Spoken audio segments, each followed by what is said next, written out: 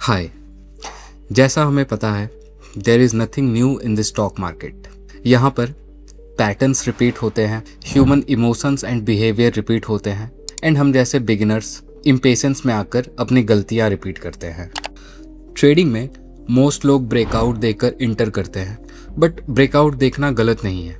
But क्या हम breakout से पहले चार्ट के स्ट्रक्चर को पूरी तरीके से समझ पा रहे हैं? ये भी उतना ही इम्पॉर्टेंट हो जाता है, क्योंकि ब्रेकआउट सिर्फ रिजल्ट है, बट रियल सेटअप स्ट्रक्चर से बनता है। एंड रियल सेटअप को हम 3 तरह से आइडेंटिफाई कर सकते हैं। पहला स्ट्रक्चर, दूसरा volume, and the third one is probability boosters. And आज हम सबसे इम्पॉर्टेंट लेयर से शुरू करेंगे, जो कि है structure. And before we start, I am Abhishek Ravi. I am data scientist by profession. I document my swing trading learnings through a structured, data-driven mindset. So, let's begin. एक अच्छे चार्ट स्ट्रक्चर के कुछ इंपॉर्टेंट फीचर्स होते हैं, जिसे आज हम एक एक करके समझेंगे।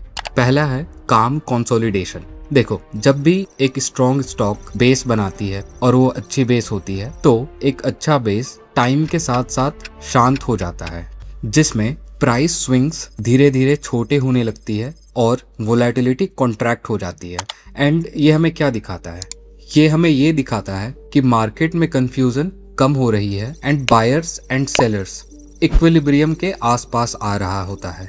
लेकिन अगर वोलेटिलिटी एक्सपैंड हो रही है या स्विंग्स बड़े हो रहे हैं, इसका मतलब ये है कि स्टॉक अभी स्टेबल नहीं हुआ है एंड इसे स्टेबल होने में थोड़ा टाइम लग सकता है।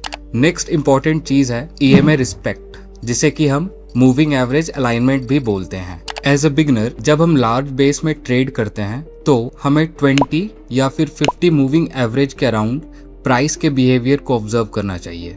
ये हमें क्या दिखाता है? ये दिखाता है trade alignment. And as a beginner, हमें ये बात का ध्यान रखना चाहिए कि जब भी हम स्टॉक की मूविंग एवरेज के अराउंड जब हम किसी स्टॉक को ऑब्जर्व कर रहे हैं, तो वो मूविंग एवरेज अपवर्ड स्लोप में होना चाहिए। देखो, जो भी स्ट्रॉन्ग स्टॉक्स होते हैं, वो मूविंग एवरेज के अलोंग ब्रीथ करते हैं।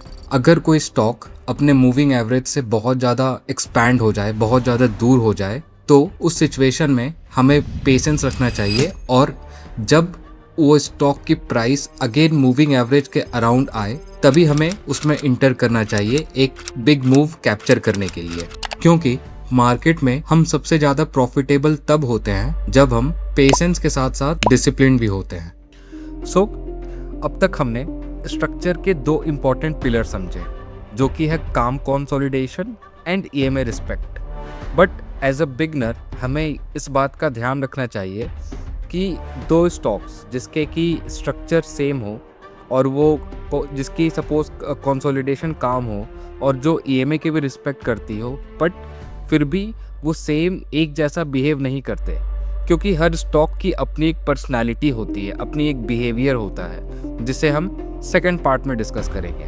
एंड तब तक के लिए, अगर आपको ये वीडियो अच्छी लगी हो, तो प्लीज़ चैनल को सब्सक्राइब कर लीजिए। ऐसे